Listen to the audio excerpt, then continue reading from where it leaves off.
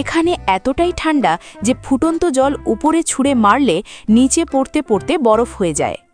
জামাকাপড় ধুয়ে দিলে 1 মিনিটেই বরফের মতো শক্ত হয়ে যায়। ঠান্ডায় জমে গিয়ে কলা হয়ে যায় শক্ত লোহার মতো, যা হাতুড়ি হিসেবে ব্যবহার করা যায়। এমনকি স্থিরভাবে এক জায়গায় দাঁড়িয়ে থাকলে ঠান্ডায় জমে যেতে পারেন এই নেকড়ের মতো। গাড়ির স্টার্ট বন্ধ করলে কয়েক মিনিটেই ইঞ্জিন জমে গিয়ে বিকল হয়ে যায়। এই স্থানের তাপমাত্রা কখনো কখনো -71 ডিগ্রিতেও চলে যায়।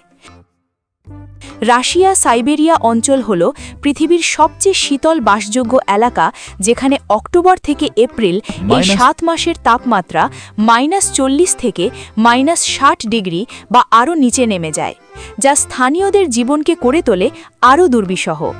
এই চরম ঠান্ডায় টিকে থাকতে স্থানীয় বাসিন্দারা ব্যবহার করেন কেন্দ্রীয় হিটিং সিস্টেম। কয়লা চালিত বয়লার থেকে তাপ পৌঁছে দেওয়া হয় প্রতিটি বাড়িতে। অতিরিক্ত ঠান্ডার কারণে এই অঞ্চলে শাকসবজির চাষ সম্ভব হয় না, ফলে মাছ ধরাই স্থানীয়দের প্রধান পেশা। মাছ জল থেকে উপরে তোলা মাত্রই মারা যায় এবং খুব দ্রুত জমে শক্ত হয়ে যায়। আর এই ঠান্ডায় জমে যাওয়া মাছ পাতলা পাতলা করে কেটে কাঁচা খাওয়া হয়।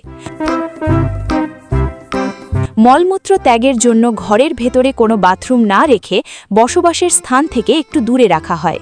মলমূত্র ত্যাগ করা মাত্রই জমে যায় এবং প্রবল দুর্গন্ধ সৃষ্টি হয়। খাওয়ার জলের জন্য এক প্রকার যুদ্ধই করতে হয়।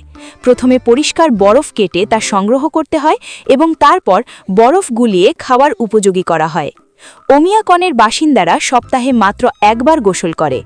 গোসলের এই পুরো প্রক্রিয়া সম্পূর্ণ করতে সময় লাগে 4 থেকে 5 ঘন্টা। সাদিয়া ইসলাম, নিউজ VNN।